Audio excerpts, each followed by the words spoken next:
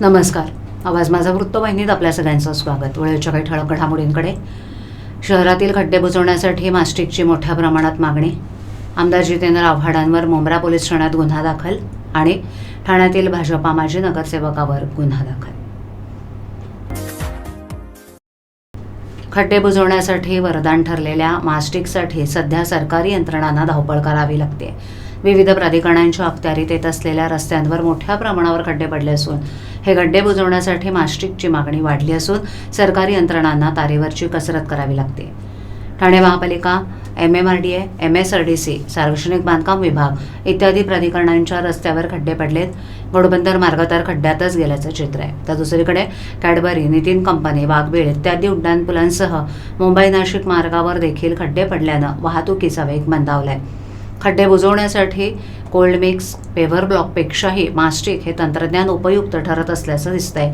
त्यामुळे सार्वजनिक बांधकाम विभाग, MMRDA, MSRDC असेल या सर्वच प्राधिकरणांनी मास्टिकचा वापर करण्याचा धडाकाच लावलाय. त्यामुळे रस्त्यांची उंची वर खाली होत असली तरी देखील हा पर्याय योग्य ठरत असल्याचं दिसतंय. मास्टिक उपलब्ध होणं आता कठीण होत असल्याची माहिती पुढे आली आहे. घोडबंदर मार्गावरच मास्टिकचा वापर अधिक प्रमाणावर होतोय. मास्टिकचा पुरवठा करणारे पुरवठादार यांची संख्या फार कमी असल्यानं मास्टिक वेळेवर उपलब्ध होत नसल्यानं यंत्रणांची चांगलीच धावपळ होते. डांबरीकरणात मास्टिक हे अद्ययावत तंत्रज्ञान आहे.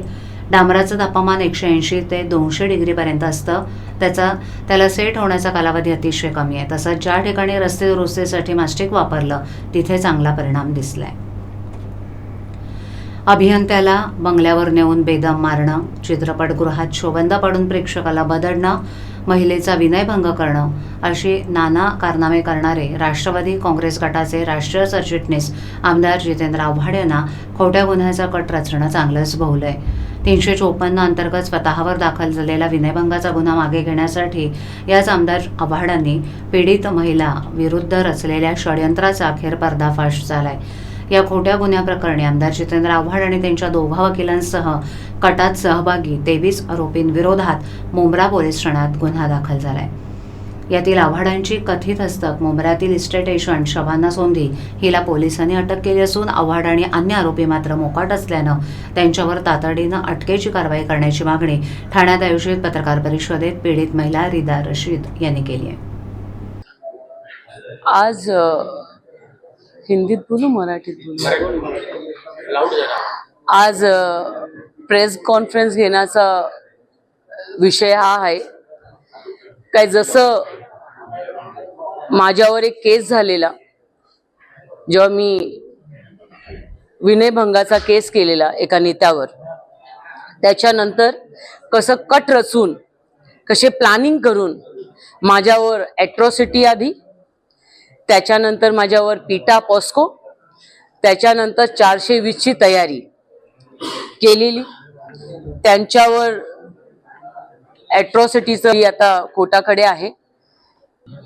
पिटा पॉस्कोची बेसमरी झालेली आहे. मी समोरच्यांवर सगळ्यांवर FIR झाली. 22 लोक आहेत. 22 लोक आहेत. 4 लोक बेलसाठी पळत आहेत. बाकीचे लोक जे मेन कट रचणारे आहेत त्यांचं नाव जितेंद्र सतीश आव्हाड, बंटी नायक, परवीन पवार, शिवा जगताप असे अनेक आहे. घर हडप करून जातीवाचक शिवीगाळ केल्याप्रकरणी भाजपाचे माजी नगरसेवक मनोहर डोंबरे यांच्यावर अनुसूचित जाती जमाती अत्याचार प्रतिबंधक कायद्यानुसार गुन्हा दाखल करण्यात आलाय, अशी माहिती पीडित तरुणीचे पती अशोक सोनावळे यांनी पत्रकार परिषदेत दिली. याबाबत सविस्तर वृत्त असं की फोफानी कंपाऊंड डोंगरीपाडा किंगकॉंग नगर इथे स्वप्नाली सोनावळे यांचं घर आहे. हे घर त्यांनी भाडेतत्वावर दिले. फेब्रुवारी 2023 मध्ये भाडेकरूचा करारनामा संपल्यानंतर स्वप्नाली सोनावळे या घराचा ताबा घेण्यासाठी गेले असता संबंधित भाडेकरूनं घराचा ताबा सोडण्यास नकार दिला. तसंच हे घर मनोहर डोंबरे यांनी 10 लाखाला विकलं असल्याचं सांगितलं. या संदर्भात भाडेकरूंना डोंबरे यांच्याशी स्वप्नाली यांचं फोनवर बोलणं करून दिलं. मात्र जुजबी बोलून डोंबरे यांनी फोन बंद केला. त्यामुळे स्वप्नाली सोनावले यांनी पुन्हा डुमरे यांना फोन केला असता हे घर माझं आहे, तुम्ही कोण आहात, मी इथला नगरसेवक असून माझी मालकी आहे असं म्हणत डुमरे यांनी स्वप्नाली सोनावले यांना जातीवाचक शिवीगाळ केली होती। या प्रकरणी कासारवडोली पोलीस ठाण्यात तक्रार अर्ज दाखल केला, मात्र पोलिसांनी कारवाई न केल्यानं स्वप्नाली सोनावले यांनी न्यायालयात 156(3) नुसार याचिका दाखल केली। त्यावर निर्णय देताना 9 जुलै रोजी न्यायालयानं गुन्हा दाखल करण्याचे आदेश दिले होते। त्यानुसार काल रात्री कासारवडोली पोलीस ठाण्यात अनुसूचित जाती जमाती अत्याचार प्रतिबंधक कायद्याचे कलम 3, 314 आणि 319 नुसार गुन्हा दाखल केलाय। यावेळी अण्णाभाऊ साठे यांचे वंशज सचिन साठे, अशोक सोनावले, रमेश समुखराव, राजाभाई सूर्यवंशी, समीर भाऊ नेटके, ज्ञानेश्वर राजपंके, कृपेश सूर्यवंशी, नाना मगदूम, चंपत गवले, रवी शिरसाठ, दीपक आवरे, मल्हारी शिंदे, संजय भोसले, माणिक राजाबांके, कृष्णा खंडागळे उपस्थित होते। काय विषय आहे, काय प्रेस केली?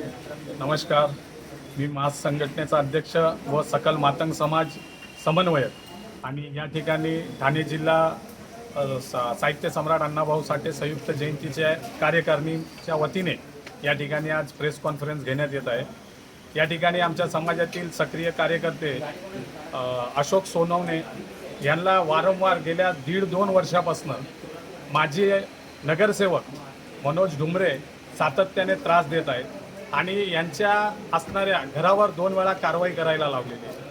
या ठिकाणी असणारं त्यांचं स्वतःचं एक गाळा आहे, त्या गाळावर पण कारवाई करावी करण्यात आलेली आहे। या ठिकाणी त्यांच्यावर सातत्याने गुन्हा दाखल व्हावा यासाठी समाजातील वेगवेगळे कार्यकर्ते नेते मंडळींनी मिळून या ठिकाणच्या DCPला पत्रव्यवहार निवेदन केलं होतं, परंतु त्यांना राजकीय दबावापोटी त्यांच्यावर गुन्हा दाखल झाला नव्हता।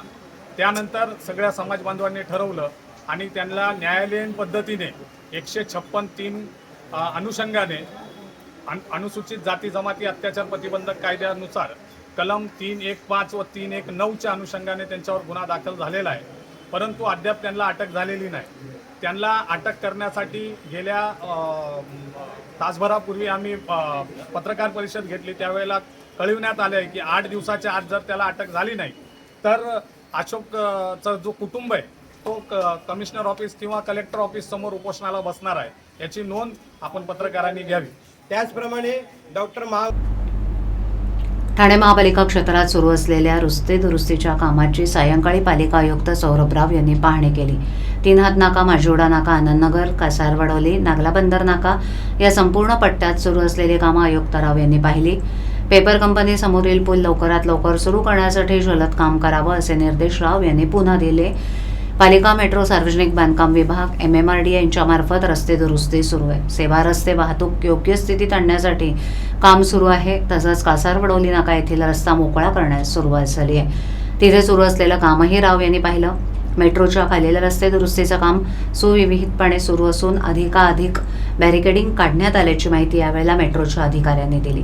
या पाहणी दौऱ्यात पोलीस उपायुक्त डॉ. विनयकुमार राठोड, अतिरिक्त आयुक्त प्रशांत रोडे, नगर अभियंता प्रशांत सोनाना तसंच वरिष्ठ अधिकारी उपस्थित होते। पितांबरी प्रायव्हेट लिमिटेड ठाणे गेल्या 19 वर्ष अखंड आषाढवारीमध्ये सेवा करते।